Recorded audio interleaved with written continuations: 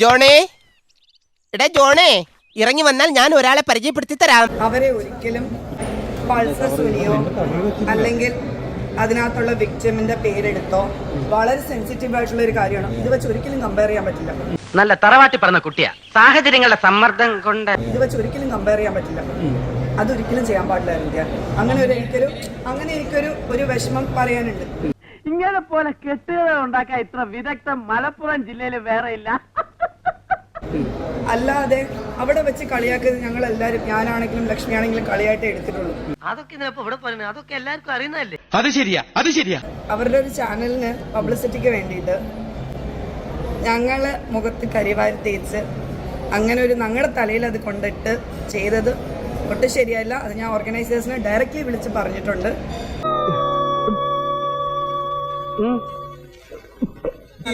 ഞാനത് ബ്രദറിനെ പോലും നോക്കിയ ഒരാളാണ്. അപ്പം അങ്ങനെ ഒരു ബ്രദറിന്റെ കയ്യിൽ നിന്ന് അവരുടെ ഇവന്റ് പബ്ലിസിറ്റി കിട്ടാൻ വേണ്ടിയിട്ട് ഞങ്ങൾ അങ്ങനെ ആക്കിയതിനോട് ഭയങ്കര വിഷമം ഉണ്ടായിട്ടുണ്ട്. അതെ, ഓവർ ആക്ടിങ് വേണ്ട. ഒരു ഇളിച്ച ചിരിയും തമാശ പറച്ചിലും കുറച്ച് കൂടുന്നുണ്ട്. ചേച്ചി, ആ ചോദ്യം ഓൾറെഡി അവര് സ്ക്രിപ്റ്റഡ് ആയിട്ട് തന്ന ചോദ്യമാണ്. 21 ചോദ്യങ്ങളെ അതിനകത്ത് ഉണ്ടായിരുന്നുള്ളൂ. 4 ജഡ്ജസിൽ ആര് വേണമെങ്കിലും ആ ക്വസ്റ്റ്യൻ ചോദിക്കുമായിരുന്നു. കോപ്പ് കഞ്ഞി കുടിക്കാൻ വകയില്ലെങ്കിലും ബാധ്യത്തിനൊന്നും ഒരു കുറവില്ല. മനഃപൂർവ്വം ചേച്ചി കരിവാരി അല്ല, അതിലുള്ള 6 ജഡ്ജസ് ഇത് കാണിച്ച് ചോദിച്ചിരുന്നെങ്കിൽ അത് കോൺട്രവേഴ്സി ആയേനെ.